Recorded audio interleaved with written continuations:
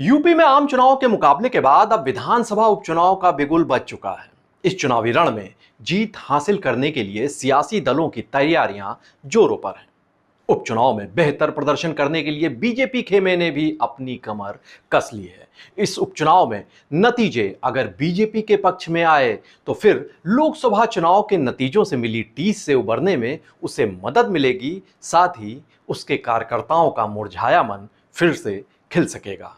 हालांकि पार्टी के भीतर जारी संघर्ष और घमासान के बादल उपचुनाव की तैयारियों पर न छाएं, ये पार्टी रणनीतिकारों के लिए कठिन चुनौती है। नमस्कार, मैं हूं ज्ञानेंद्र शुक्ला। यूपी का ज्ञान में आज हम बात करेंगे उत्तर प्रदेश में 10 विधानसभा सीटों पर होने वाले उपचुनाव की, उसके बाबत बीजेपी की तैयारियों की और उसकी मुश्किलात की। बुधवार को जब डिप्टी सीएम केशव प्रसाद मौर्य दिल्ली में रहकर सोशल मीडिया के जरिए मन की बात कहकर सरगर्मी बढ़ाए हुए थे, ऐन उसी वक्त लखनऊ में अपने सरकारी आवास पर मुख्यमंत्री योगी आदित्यनाथ सूबे में 10 विधानसभा सीटों पर होने वाले उपचुनाव की तैयारियों के लिए मंथन बैठक कर रहे थे। जो चुनावी ब्लूप्रिंट इस बैठक के बाद तय हुआ है, उसके मुताबिक अब 30 मंत्रियों को खासतौर से जिम्मा दिया जा रहा है इस उपचुनाव का। सीएम की इस सुपर 30 टीम पर जीत सुनिश्चित करने का सारा दारोमदार रहेगा। सीएम योगी के निर्देश के बाद अब ये मंत्री अपने संबंधित क्षेत्रों में हफ्ते में कम से कम 2 रातें गुजारेंगे, जो क्षेत्र इन्हें अलॉट हुए हैं। जाति समीकरणों के कील कांटे दुरुस्त करेंगे, जनता के बीच रहेंगे, कार्यकर्ताओं से, जनता से संवाद करेंगे और ये पूरी कोशिश रहेगी कि विरोधी दलों द्वारा जो भ्रमजाल फैलाया गया है उसे काटा जा सके। सामाजिक जाति समीकरणों को साधेंगे, साथ ही जो योजनाएं जनता के लिए हितकर हैं लेकिन अभी तक उन पर काम नहीं हो पाया है, रफ्तार नहीं पकड़ पाई है निर्माण कार्यों ने, वो कार्य रफ्तार पकड़ सकें, तेजी से हो सकें, ये भी सुनिश्चित करेंगे ये मंत्री। बूथ स्तर पर संवाद के तंत्र को और भी ज्यादा पुख्ता किया जाएगा। बूथ स्तरीय जो तंत्र है पूरा, उसकी ओवरहालिंग करने के भी निर्देश दिए गए हैं। जो निष्क्रिय बूथ अध्यक्ष हैं, पदाधिकारी हैं, उन्हें बदलने की भी बात कही गई है और उनकी जगह जो ऊर्जावान तरीके से जुड़ सकें ऐसे लोगों की नियुक्ति की बात कही गई है। जो आम चुनाव में जिस तरीके से बीजेपी खेमे ने जो मुश्किल सही थी, अब सीएम योगी चाहते हैं कि किसी भी तरीके से कोताही ना हो पाए, इसके लिए स्पष्ट निर्देश दिए गए हैं। खास तौर से मुख्यमंत्री की ओर से हिदायत दी गई है कि ये जो मंत्री हैं जो तैनात किए जा रहे हैं 30 मंत्री, ये अपने अपने जो क्षेत्र हैं उनमें कार्यकर्ताओं की जरूरतों को, उनकी शिकायतों को समझेंगे, उसकी जानकारी लेंगे और उन कारणों को खंगालेंगे जिसकी वजह से आम चुनाव के दौरान ये कार्यकर्ता मायूस हो गए थे और निष्क्रिय होकर घर पर बैठ गए थे। जो भी फीडबैक मिलेगा उसके निवारण के लिए इन मंत्रियों को त्वरित कार्रवाई करनी होगी। दूसरा जिम्मा इनके लिए रहेगा केंद्र और राज्य की जो डबल इंजन की सरकार है उसकी जो योजनाएं हैं, जो काम है, वो आम जन तक पहुंच सके, ये भी सुनिश्चित करेंगे। तीसरा जो बिंदु रहेगा वो विपक्ष द्वारा जो आरक्षण और संविधान को लेकर नैरेटिव बनाया गया था, ऐसा अब भी बनाया जाएगा, उसकी काट कैसे हो सके, आक्रामक तरीके से उसे अपना पक्ष कैसे रखा जा सके, ये भी सुनिश्चित करेंगे ये मंत्री। तो क्योंकि ये इस दिशा में लापरवाही बरती गई थी जब आम चुनाव हुए थे, उसका खामियाजा सीटें गंवाकर उत्तर प्रदेश में बीजेपी को उठाना पड़ा था। 62 से 33 सीटों पर आ गए थे, वोट शेयर भी घटा था।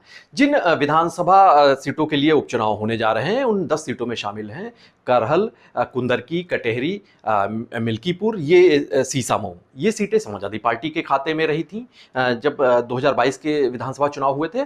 और इसके अलावा जो गाजियाबाद सदर है, फूलपुर है, खैर सीट है, ये बीजेपी के यहाँ से विधायक थे। और मीरापुर सीट है, यहाँ पर एनडीए की सहयोगी रालोद है, ये उसके खाते में थी। हालांकि 2022 का जब चुनाव हुआ था तो यही रालोद समाजवादी पार्टी के साथ थी, लेकिन अभी ये एनडीए के साथ है। तो मझवा सीट है यहाँ पर जिस पर उपचुनाव होने, ये निषाद पार्टी के पास थी 2022 में। तो इन सीटों पर जो विधायक थे वो सांसद बन चुके हैं जीतकर, इसीलिए यहाँ पर उपचुनाव हो रहे हैं। कैबिनेट मंत्रियों की बात करें तो अनिल कुमार, धर्मपाल सिंह, लक्ष्मी नारायण चौधरी, जयवीर सिंह, योगेंद्र उपाध्याय, सतीश शर्मा, सुरेश खन्ना, सूर्य प्रताप शाही, स्वतंत्र देव सिंह और इसके अलावा राकेश सचान हैं, संजय निषाद हैं, अनिल राजभर हैं, ये कैबिनेट मंत्री हैं। ये मुख्य तौर से ये इन 10 विधानसभा सीटों का जो जिम्मा है वो संभालेंगे, मुख्य प्रभारी के तौर पर रहेंगे ये मंत्री सारे।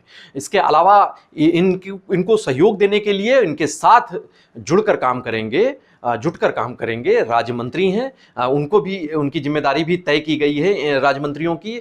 और इन राज्य मंत्रियों के नाम पर अगर आप गौर करें तो ये सोमेंद्र तोमर हैं, केपी मलिक हैं, ये पश्चिमी उत्तर प्रदेश में जिम्मा संभालेंगे, जेपीएस राठौर हैं, जसवंत सैनी हैं, गुलाब देवी, ब्रजेश सिंह, कपिल देव अग्रवाल, संदीप सिंह हैं, अजीत पाल सिंह हैं, नितिन अग्रवाल हैं, दयाशंकर सिंह जो परिवहन मंत्री भी हैं, राज्य मंत्री हैं, स्वतंत्र प्रभार मयंकेश्वर शरण सिंह हैं, गिरीश चंद्र यादव हैं, सतीश चंद्र शर्मा हैं, ये कमाल संभालेंगे।